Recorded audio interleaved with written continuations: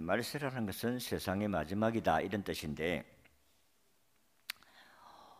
성경에도 예수님께서 마지막이 되어지면은 이런 현상이 일어날 것이고, 또 이런 징조는 말세의 징조다. 무화과 나무의 잎이 무성하면 여름이 가까운 것을 아는 것 같이, 이런 자연적인 환경들이 일어나면 주님이 재림의 때가 가까운 줄 알아라. 그리고 하늘에 구름이 껴지면은 비가 오겠구나.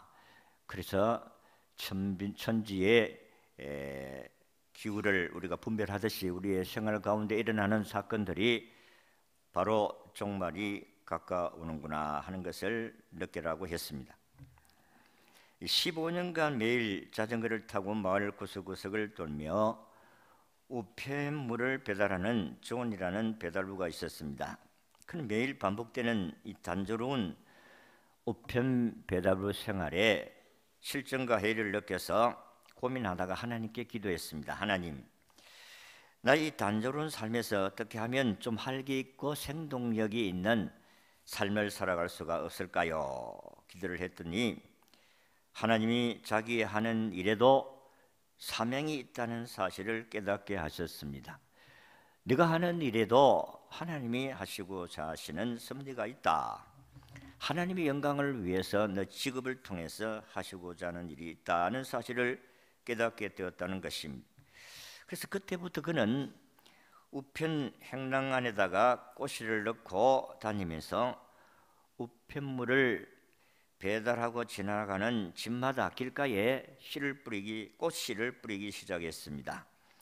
세월이 흘러서 그가 지나갔던 길에 아름다운 꽃들이 피어나기 시작합니다. 그리고 마침내 사람들의 마음에는 희망을 주는 아름다운 꽃마을이 조성이 되었습니다. 그게 지금 미국의 샌프란시스코의 많은 꽃들로 만들어진 로스 알토 힐이라는 그런 작은 마을입니다. 사람이 어떠한 생각을 가지고 있느냐, 어떤 자세를 가지고 사느냐 따라서 삶이 달라진다는 교훈을 우리에게 주시는 예화라고 볼 수가 있습니다.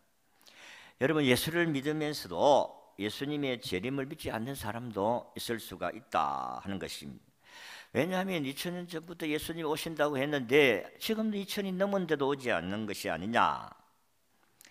베드로가 살던 시대도 역시 마찬가지입니다. 예수님이 오셔서 부활성천하고 난 후에 70년이 지났는데도 예수님이 오지 않으니까 예수님이 안 온다. 예수님이 강림하신다는 약속이 어디 있느냐? 지금 봐라, 2000년 전에 하나님 창조하신 그 창조물이 그대로 있지 않느냐? 그러니까 예수님의 재림을 안 온다고 믿은 사람들이 많습니다. 그래서 사도 베드로는 베드로후서 3장 8절에 보면, 사랑하는 자들아, 오늘 읽은 말씀에 주께서는 하나도 천년 같고 천년이 하루 같다는 이 한 가지를 잊지 말라. 이 시간, 하나님의 시간과 사람의 시간을 개념이 다르다는 사실을 밝히고 있고, 또 하나님이 약속하신, 예수님이 약속하신 재림이 드린 이유가 너희를 다 구원하기 위해서 참고 기다리고 계신다 그랬습니다. 그러나 언젠가는 내가 이마에서 하늘이 큰 소리로 떠나가고 물질이 뜨거운 불에 풀어지고 땅과 그 중에 있는 모든 일이 드러나게 될 것이다, 그렇게 말씀을 했습니다.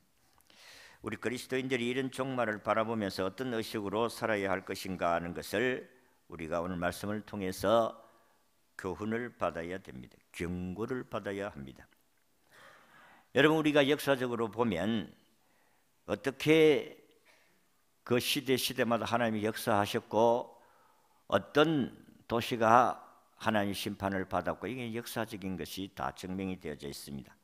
그래서 우리는 이 종말을 살아가는 성도는 첫 번째 역사의식을 가지고 살아야 된다. 4절의 6절의 말씀같이 노아의 시대 때는 하나님이 물로 심판하셨다. 그리고 말세에는 불로 심판하신다. 우리 하나님께서 그렇게 약속을 하셨어요. 어떻게 불의 심판이 있을 수가 있느냐? 심판은 우리가 역사적으로 보면 저들이 불법과 음란이 성행함으로 도시가 망했습니다. 소돔과 고모라가 그랬어요. 그리고 노아의 시대도 역시 마찬가지입니다. 동성 연애자들이 성행함으로 하나님께서 그 도시를 불로 심판한 적이 있습니다. 세상 사람들은 어떻게 불로 세상을 심판이 가능하겠느냐? 상식적으로 생각을 해도 세상 사람들이 생각하는 그런 생각을 우리가 능히 가능케 할 수 있다는 사실을 알 수가 있는 것이, 과학자들의 말에 의하면 이 지구 땅덩어리 밑에는 섭씨 6,000도가 넘는 불덩어리가 끓고 있다 하는 것입니다. 그게 증명이 되고 있지 않습니까? 화산이 터진다는 것은 계란의 껍질과 같은 얕은 지표에 의해서 그냥 감싸져 있는 것이지, 이 불덩어리가 약한 지표를 뚫고 분출되어 나오는 것이 화산이지 않습니까? 그렇기 때문에 이 화산 폭발이 지면의 얕은 부분에서 분출되는 것인데, 민병시 씨가 쓴 지구는 폭발한다는 책에 사람들이 만들어 놓은 핵무기만 폭발되어도 이 세상은 몇십 번이고 불에 타버릴 수가 있다 그랬습니다. 몇십 년 전만 해도 미국만 원자 핵을 가지고 있었습니다. 그런데 이 원자탄이 지금은 세계 많은 나라가 보유하고 있습니다. 지금 우리나라와 이렇게 경계를 하고 있는 북한도 핵을 보유하고 있습니다. 이 원자 무기가 폭발하는 날에는 1945년 히로시마 나가사키에 떨어진 것에 비해서 몇천 배, 몇만 배의 위력을 가지고 있다는 것입니다. 이 조그만 원자탄 하나만 터뜨려도 한 도시가 완전히 없어져 버리고, 그런데 지금 원자탄이 그 몇십 년 전에 일어났던 그때의 원자탄하고는 비교할 수가 없는 위력을 가지고 있다는 것입니다. 일본이 왜 망했습니까? 왜 천황이 항복했습니까? 너무 위력이 강하니까. 아니, 원자폭탄 하나로 도시를 완전히 폭발을 해버렸으니까 항복할 수밖에 없었다 하는 것입니다. 지금 만들어 놓은 핵무기는 그것에 비해서 몇천 배의 위력을 갖고 있으니까 하나님이 위에서 유황불을 내리지 아니해도 인간이 만들어 놓은 핵무기로 인해서 이 세상을 불바다로 만들어도 수십 번을 만들 수가 있다는 것입니다. 우리가 상식적으로 이런 것 생각해 봐도 불의 심판은 얼마든지 가능하다는 것입니다. 왜냐하면 우리 성경에서 잠시 전에 말씀드린 것 같이 소돔과 고모라가 불심판으로 망하지 않았습니까? 하늘에 불이 쏟아져서 그 도시를 완전히 불바다가 되게 하셨습니다. 그렇기 때문에 얼마든지 이 세상을 불바다로 만들 수가 있다 하는 것입니다. 하나님을 대적하는 나라, 하나님을 대적하는 사람, 하나님이 심판을 면치 못한다는 사실입니다. 우리 신앙인들은 하나님의 역사 의식을 가지고 살아야 됩니다. 개인이나 가정이나 국가나 하나님이 주관해서 이 세상을 다스리고 통치해 간다는 사실을 아셔야 한다는 것입니다. 예일 대학 교수인 필리칸 교수가 쓴 예수의 역사 2000년이라는 책을 저는 읽지는 않았습니다만은 그것을 읽고 요약한 사람들의 내용을 읽었습니다. 그 책을 요약하면 세계의 역사는 한마디로 예수의 역사다. 즉 예수에 대한 해석을 어떻게 했는가가 세계의 역사라고 설명을 했습니다. 예수를 어떻게 대했는가? 예수를 어떻게 받아들였는가? 예수를 거절했는가? 아니면 대항했는가? 예수님에 대한 태도에 따라서 정치, 경제, 사회, 문화 모든 문제가 결정이 되고 번영과 행복이 예수를 어떻게 대해졌느냐 따라서 결정이 되었다는 것입니다.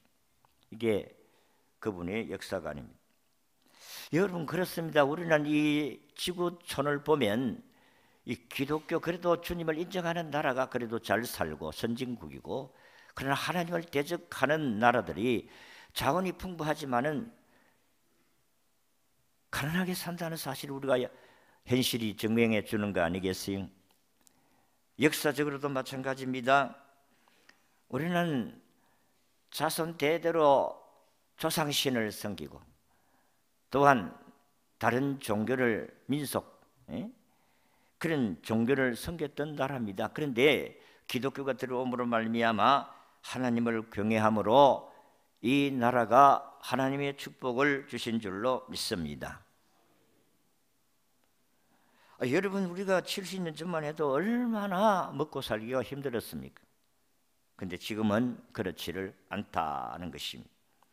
하나님이 보호하사 이 나라 만세, 하나님이 보호하사, 하나님이 축복하사 우리가 먹고 사는 데 어려움이 없게 하신 줄로 믿습니다. 그렇기 때문에 우리가 역사적으로 망한 나라, 역사적으로 가난한 나라, 역사적으로 예수님을 대항한 나라, 이 나라가 어떻게 되었든지 우리에게 설명을 해주고 있지 않습니까? 예수님을 십자가에 못 박아 죽였던 이 유대인들, 여러분 2000년 동안 나라 없이 유리방암이 살았습니다.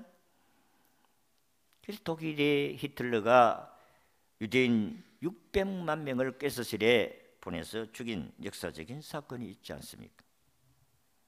하나님을 대적하는 사람, 하나님을 대적하는 가정, 하나님을 대적하는 나라, 결단코 잘 될 수 없음을 믿으시기를 바랍니다. 우리는 역사를 바로 알아야 됩니다. 어떻게 우리가 밥 먹고 살았는지를 알아야 됩니다. 어떻게 해서 북한과 남한이 이렇게 차이가 있는 역사를 우리가 알아야 됩니다. 하나님께서 오늘 우리에게 하나님을 마음껏 자유롭게 섬길 수 있는 이 축복을 우리에게 주셨기 때문에 우리나라가 이와 같이 복을 누리고 있는 줄로 믿습니다. 두 번째는 종말의식을 가지고 살아야 됩니다. 8절에 9절에 보면 사랑하는 자들아, 죽게는 하루가 천년 같고 천년이 하루 같다. 이 한 가지를 잊지 말라. 주의 약속은 어떤 이들이 드디다고 생각하고 드딘 것이 아니고 주께서 너희를 오래 참아서 아무도 멸망하지 아니하고 다 회개하기에 이르기를 원하시느니라. 이 베드로후서 서신을 받을 때에 그 받는 수신자들은 다 흩어진 디아스포라의 유대인들입니다.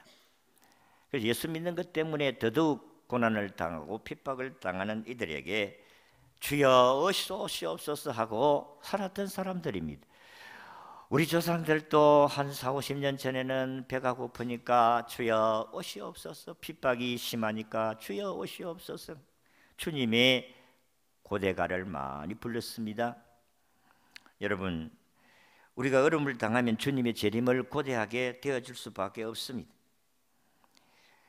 우리는 이 땅에 살아가면서 이 세상이 전부인 것 같고 이 세상을 영원히 살 것 같이 착각을 하고 삽니다마는 잠깐 동안 살다가 간다. 성경이 그렇게 말씀을 하셨습니다.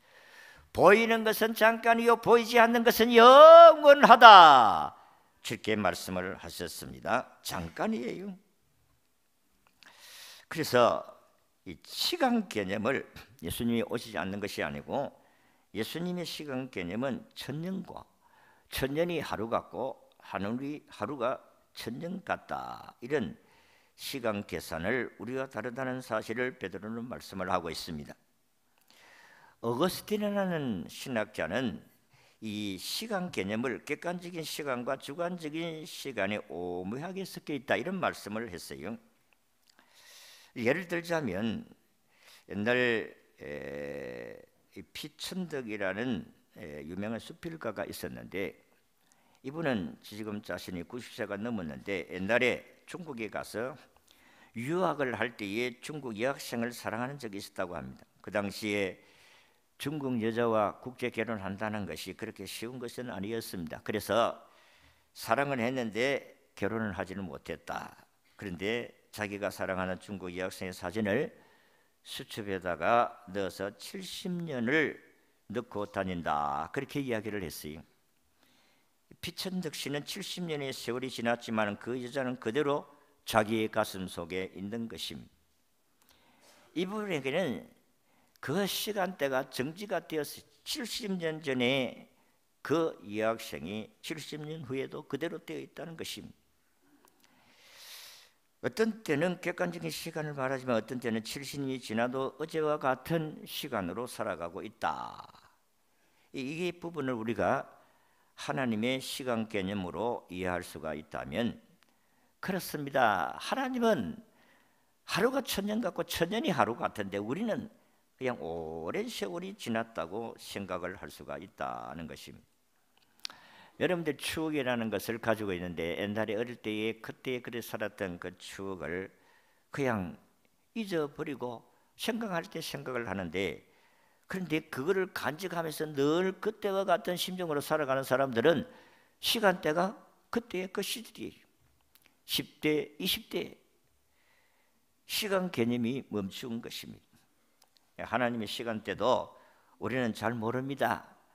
하나님이 2000년이 지났는데도 왜 오지 않느냐 하는 부분에 대해서는 우리가 하나님께 이야기할 수 있는 부분은 아니다. 두 번째 이유는 왜 늦게 오느냐? 우리를 한 사람도 멸망하지 않도록 하기 위해서 주님이 늦게 오신다. 그렇게 말씀을 했습니다. 하나님의 사랑은 기다리는 사랑입니다.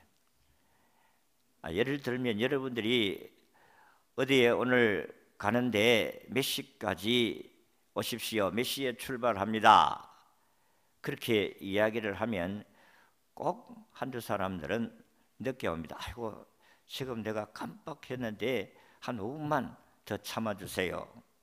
그러면 가는 사람은 거의 없습니다. 여러분들이 한 5분만 10분만 참아주세요, 아니 30분이라도 참고 갑니다. 왜? 그분을 사랑하기 때문에 그렇겠지만은 삐지기 때문에 참는 것이에요. 여러분, 우리가 이 땅에 살아가면서 이 기다린다는 것은 사랑하기 때문에 그렇다는 것입니다. 그래서 5분, 10분, 30분이라도 기다려서 같이 가는 것이 바로 사랑이다. 하나님의 사랑도 뭐 이렇게 이야기를 하면 이해가 되겠는지 모르겠습니다만, 어쨌든 하나님은 우리에게 한 사람이라도 더 구원하기 위해 기다린다. 그런데 마냥 기다리는 것은 아닙니다. 마태복음 24장 14절에 보니까 이 천국 복음이 모든 민족에게 증언되기 위하여서 온 세계에 전파되리니 그때야 끝이 오리라. 이 총말은 항상 기다리는 것이 아니고 온 민족에게 복음이 다 전해지면 그때 주님이 오신다 했습니다. 그 사람이 예수 믿든지 안 믿든 관계가 없어요. 그때는 이제 끝입니다. 여러분, 재림의 주님이 늦어진 것도 분명하게 우리를 사랑하기 때문이다 하는 것입니다. 그러나 분명한 것은 예수님이 오실 줄로 믿습니다. 따라하겠습니다. 예수님은 반드시 오신다. 아멘. 우리는 이런 믿음을 가지고 살아야 여러분의 삶이 그래도 믿음으로 살아갈 수가 있겠다. 왜냐하면 예수님이 오실 때에 몇 년 몇 월 며칠에 몇 시에 어느 장소에 오겠다 이렇게 약속을 해놨으면 우리는 좀 생각이 다른데, 성경은 내가 오리라 속히 오겠는데 도적같이 온다 이렇게 이야기를 해냈어요. 도적은 언제 오는 줄 모릅니다. 우리가 다 잠잘 때 온다고 했어요. 그래서 여러분들이 예수를 믿는 믿음의 삶이 변함없이 섬겨가야 될 줄로 믿습니다. 예수님이 언제 올 줄 모르니까 양복 입고 그렇게 잠을 잘 필요도 없고, 우리는 잠을 자도 편안하게 잠자는 자에게도 예수를 마음에 모시고 있는 사람은 그 잠자리에서 여러분을 휴거시켜 주셔서 천국 가게 하시는 줄로 믿습니다. 그런데 예수를 안 믿는 사람들이 죽으면 참 불안하다 하는 것을 우리가 이 악한 자들의 죽음을 통해서 우리에게 교훈을 해주시는데, 이 스탈린이라는 공산주의자로서 얼마나 많은 사람들을 숙청하고 죽였는지 모릅니다. 이 사람이 죽인 자가 2천만이다. 200만이 아니고 2천만이다. 2천명도 아니고 2천만이다. 여러분 눈도 깜짝하지 않았는데요, 2천만은 우리나라 인구의 거의 절반입니다. 우리가 5천만이라는데 2천만 같으면 우리나라의 절반의 사람을 숙적 죽였다. 근데 이분이 죽을 때에 자기 딸이 고백을 하기로 이런 고백을 했어요. 아버지는 최후의 순간이 다가오자 눈을 갑자기 크게 뜨고 격노한 눈으로 방 안의 사람들을 둘러보았습니다. 나는 아버지의 눈을 보는 것은 너무 무서웠습니다. 그리고 나서 왼손을 들고 무엇을 가리키는 듯 했습니다. 분명히 죽음을 무서워하는 공포에 찬 눈빛이었습니다. 딸이 고백한 이야기입니다. 영원한 생명과 하나님 나라를 믿지 않는 자가 죽을 때에, 종말이 올 때에 그의 고통스러운 장면을 그렇게 이야기를 해 주었습니다. 우리가 땅에서 살지만은 언젠가는 죽습니다. 종말이 있습니다. 그래서 종말은 두 가지의 종말을 이야기하지 않습니까? 하나는 개인적인 종말, 우리가 언젠가는 죽게 됩니다. 그리고 우주적인 종말은 예수님이 재림하실 때 세상을 심판하는 마지막 종말을 우주적인 종말이라 그렇게 말씀을 합니다. 그래서 우리가 개인으로 살다가 죽든지 주님이 오셔서 들림을 받든지 우리는 예수님이 재림하신다고 했을 때 평안함을 가진다. 무디라는 목사가 죽을 때 이렇게 이야기했어요. 지구가 점점 멀어지는 것이 보이는구나. 하늘 문이 열리고 하나님이 나를 부르시는구나 하고 천국 간 줄로 믿습니다. 찰스 웨슬리 같은 그런 목사님도 하나님이 기뻐하시니 기쁘다, 만족한다 하면서 세상을 떠났고, 요한은 예수여 하나님께 영광이 있을지어다 하면서 죽음을 맞이했습니다. 믿음의 사람의 죽음은 평안하지만은 악한 자의 죽음은 두려움이다. 성경에도 악한 자는 평안이 없고 예수 그리스도 안에 있는 사람은 평안이 있다. 그래서 악한 자는 평안이 없어요. 그와 같이 오늘도 우리는 종말 의식을 가지고 살아야, 주님이 언젠가는 오신다. 그리고 반드시 악한 자를 심판하신다. 그랬습니다. 우리 세상을 바라보면 심판당할 때에 저들이 마지막에 얼마나 울며 이를 갈며 슬퍼할 것이다. 슬퍼하며 이를 갈 것이다. 그 죽음의 고통이 얼마나 불안하고 두렵고, 그리고 죽음 후에 지옥에서 살 그들을 생각하면 엄청나게 두렵지 않겠습니까? 마지막으로 우리는 말씀을 살아가는 성도의 삶은 소명의식을 가지고 살아야 한다. 11절에 13절의 말씀을 보면 이 모든 것이 이렇게 풀어지리니 너희가 어떠한 사람이 되어야 마땅하냐. 그러한 행실과 경건함으로 하나님 날이 하나님이 임하는 날이 오기를 바라보고 사모해라 그랬습니다. 여러분, 테레사 수녀가 20년 동안 인도의 부유층 자녀들이 다니는 학교에서 교목으로 섬겼다고 합니다. 그러니까 20년 동안 인도에서 평안하게 부유층 자녀들이 나오는 학교에 근무를 했으니까 그는 편안하게 사역을 했습니다. 그런데 어느 날 밤길을 걸어가는데 어느 여인의 비명소리가 들려서 가보니까 여인이 쓰러져 있었습니다. 이 여인은 중병으로 생사가 오가는 그런 병에 걸린 여인이었습니다.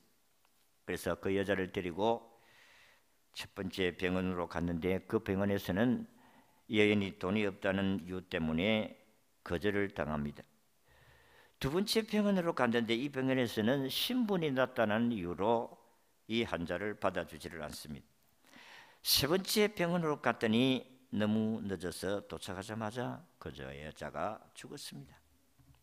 그때 테레사 수녀가 그가 고백한 내용이 그렇습니다. 내가 서야 할 땅은 가난한 사람들이 사는 곳이다. 내가 여기에 있을 곳이 아니다 하고 학교에 사표를 내고 가난한 사람들이 사는 인도의 가장 거지들이 많은 캘커타로 가서 일평생을 살았다고 했습니다. 테레사 수녀는 왜 하필이면 나에게 그 여자를 만나게 하셨는가? 그때의 그의 고백은 하나님이 나의 부르심이었다. 하나님이 나에게 소명을 주시기 위해서 그 여인을 만나게 하셨다. 이렇게 말씀을 했습니다. 그래서 그는 일평생을 가난한 사람들과 함께 살았다 했습니다. 여러분, 이 소명이에요.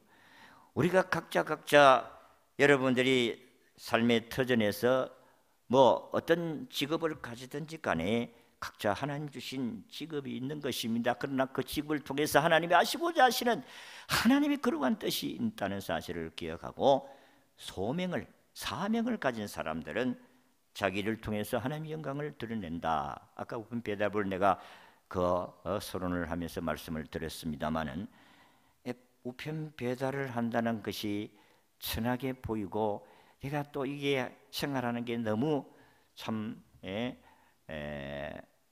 매일 제발 같은 이런 생활을 하니까 좀 답답하다. 근데 하나님이 내가 그 집배원을 통해서 하시는 하나님의 섭리가 있다는 사실을 깨닫고 그렇게 꽃씨를 뿌리니까 그 동네 사람들이 꽃마을을 만들 수 있게 했다 하는 것입니다. 어떻게 살아야 될 것인가? 오늘 성경은 우리에게 너희는 거룩한 행실과 경건함으로 살고 하나님을 바라보며 살아라. 한마디로 말해서 경건하게 산다는 것은, 또 너희 거룩한 행실로 산다는 것은 착하게 살아라는 말씀 아니겠어요?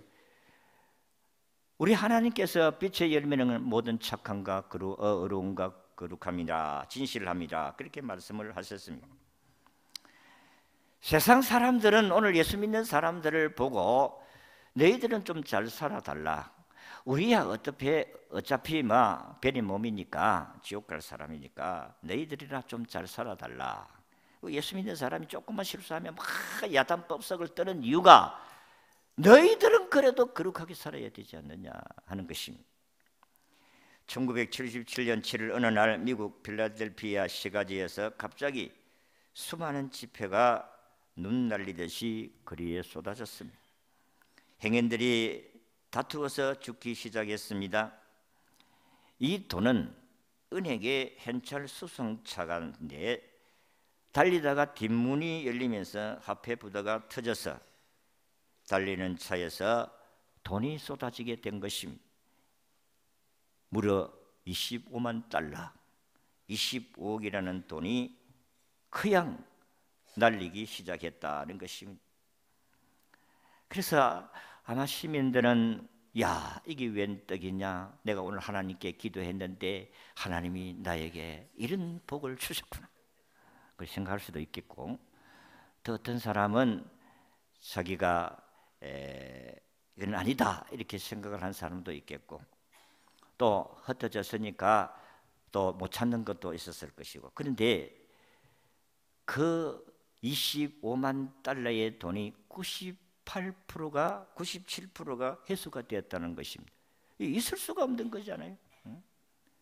미국 국민들의 시민의식이 얼마나 좋다는 사실을 그 한 가지로 우리에게 보여주는데, 오늘 언양바닥에 저 농민의 월급을 주기 위해서 10억의 뭐 10억이 아니라 5억의 돈을 싣고 가다가 그게 문이 열려져서 땅바닥에 쏟아졌다.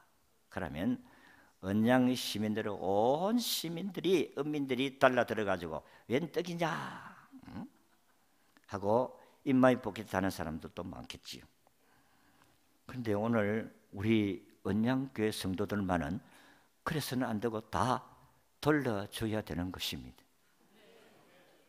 그게 예수 믿는 사람이지. 아이고, 언양바닥에 예수 믿는 사람들이 많은데 그 많은 돈이 50%도 회수가 안 됐다. 그러면 예수 믿는 사람 손가락질 하지 않겠어요? 이게 바로 말세를 살아가는 성도들의 소명의식, 시민의식, 그리고 거룩한 행실의 삶을 살아가는 삶의 의식이 되어야 한다, 그런 말씀이에요.